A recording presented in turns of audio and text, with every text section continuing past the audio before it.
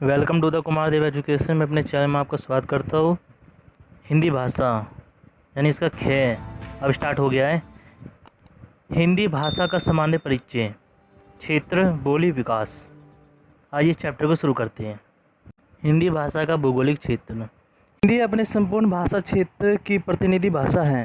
हिंदी भाषा से तात्पर्य खड़ी बोली से विकसित और नगरीय लिपि में लिखी जाने वाली वह भाषा है जिसे भारत की राष्ट्रीय भाषा और संपर्क भाषा कहा है। हिंदी का उच्च प्रतिनिष्ठ रूप शिक्षा, प्रशासन, प्रचार पत्र, कला, संस्कृति की विभिन्न विधाओं में संप्रेषण का माध्यम है। यही देश के अधिकांश भागों में बोली और समझी जाती है। साथ ही सामाजिक संस्कृति को साहित्यिक दृष्टि से इसका विशेष महत्व है। हिंदी का भौगोलिक विस्तार हिंदी क्षेत्र के बाहर भी काफ़ी अधिक है। हिंदी क्षेत्र में लोग देश के कोने कोने में व्यापार और विभिन्न सेवाएं क्षेत्रों में नौकरी की दृष्टि से गए हैं।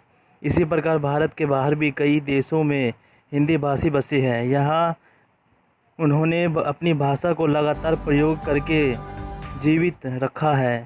इस दृष्टि से डॉक्टर भोपाल नाथ के अनुसार हिंदी भाषा के भौगोलिक विस्तार हिंदी क्षेत्र के बाहर भी काफ़ी अधिक है।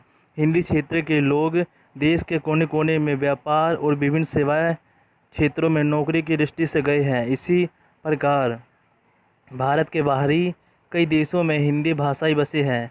वहां उन्होंने अपनी भाषा को लगातार प्रयोग करके जीवित रखा है।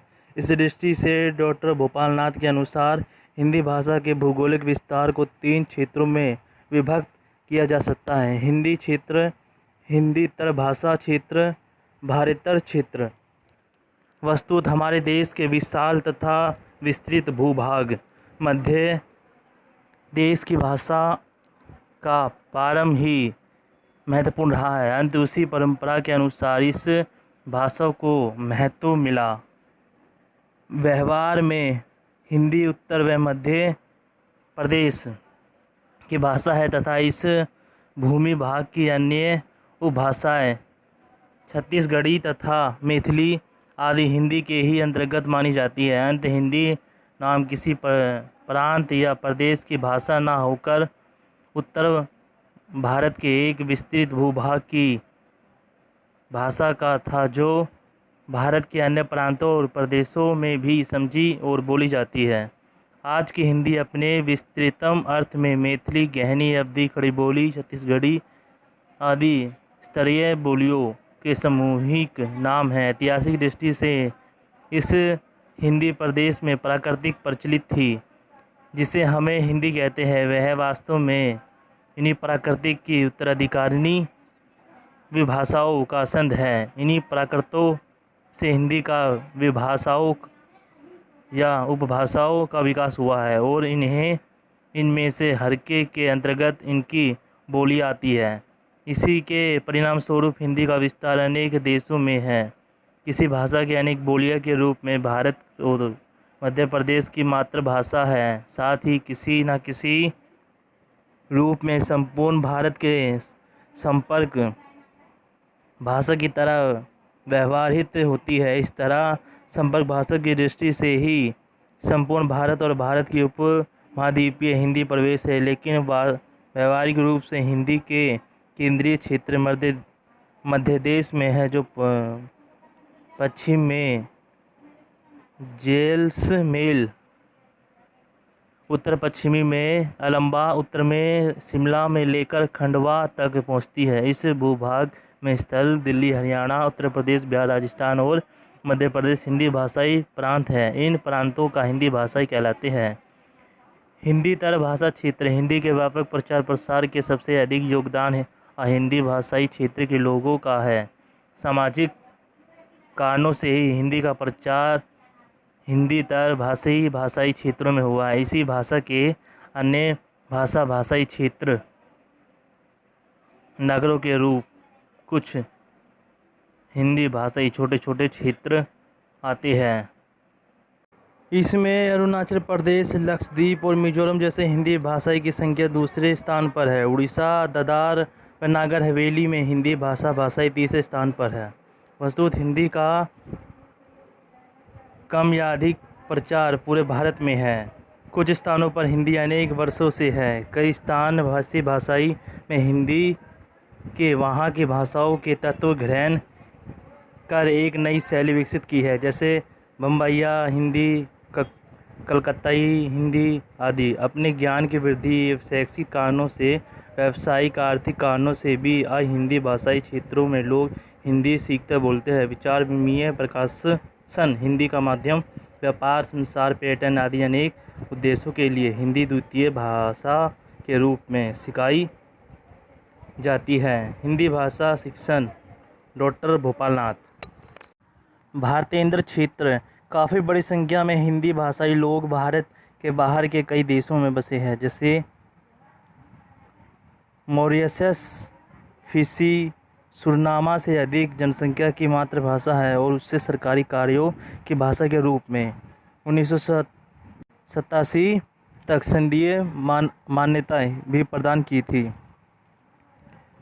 स्वतंत्रता हिंदी को संवैधानिक मान्यता प्राप्त है। सुरनामा में भी भारतीय मूल के लोगों की संख्या सर्वाधिक है। इनके बोलचाल की भाषा हिंदी को सुरनामी हिंदी कहा गया है।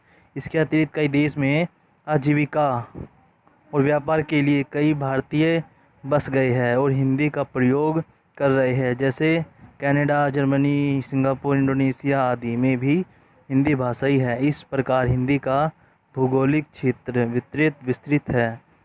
भारत ही नहीं बल्कि विश्व को सभी दिशाओं में हिंदी भाषाई की बड़ी जनसंख्या है, जो हिंदी को विश्व की सर्वाधिक प्रचलित भाषाओं में स्थान दिलाती हैं। हिंदी तथा बोलियाँ। ऐतिहासिक दृष्टि से जिस हिंदी प्रदेश के प्राकृतिक के प्रचलित थी, डॉक्टर हरदेव भारी के अनुसार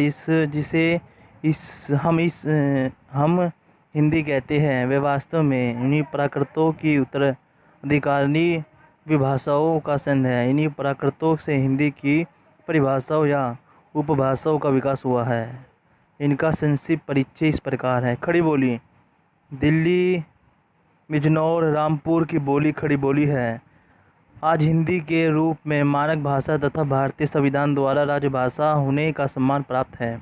वह साधारणतः खड़ी बोली ही है, लेकिन मानवीकरण की प्रक्रिया में विकसित होते हुए आज की मानक खड़ी बोली हिंदी खड़ी बोली से बहुत लोग निकल चुके हैं। भाषा शास्त्रियों के अनुसार यह खड़ी बोली ही हिंदू, उर्दू और हिंदुस्तानी की मूल धारा होती है। हरियाणवी है हिसार, जिंद आदि जिलों में बोली जाती है। उसे बरकू और जादू भी कहा जाता है। इस पर खड़ी बोली का बहुत अधिक प्रभाव है, इसलिए कुछ विद्वान ने स्वतंत्र बोली न मानकर खड़ी बोली का ही एक प्रारूप मानते हैं। कौंजी।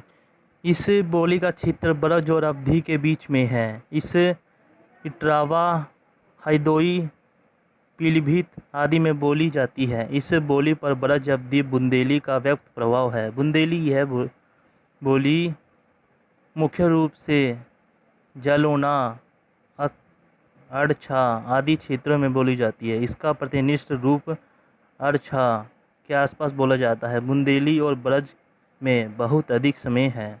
अवधी का क्षेत्र अत्यधिक विस्तृत है। यह बोली हरदोई जिले को छोड़कर शेष सारे अवध प्राप्त सिंगापुर, उथनाव आदि जिलों में बोली जाती है। अवधी भी ब्रज भाषा की भांति मध्यकाल के कवियों की प्रमुख काव्य भाषा रही है। तुलसी की काव्य कीर्ति, रामचरितमानस इसी बोली में रचित है।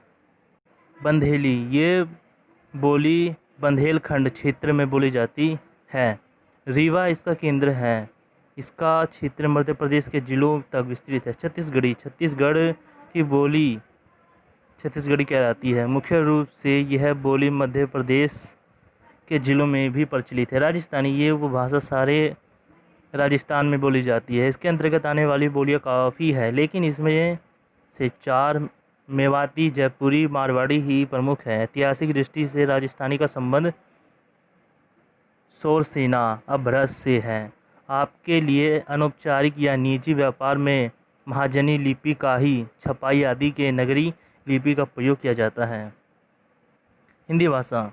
हिंदी ने ऐतिहासिक और प्राकृतिक प्रक्रिया से गुजर कर एक सुनिश्चित तथा नियमित रूप ग्रहण किया है। अधिकांश विद्वानों की मान्यता है कि हिंदी का मूल खड़ी बोली रूप शौरसेनी या भरत से लगभग 1000 ईसा के आसपास विकसित हुआ है। भाषा के क्षेत्र में जो परंपरा मौलिकता की मान्यता प्रकृत काल से चली आ रही है, वही शौरसेनी अपभ्रंश की खड़ी बोली को प्रस्तुत हुई है। हालांकि खड़ी बोली बाहरी 13वीं शताब्दी में दिल्ली के सीमित जनपद की लोक बोली थी।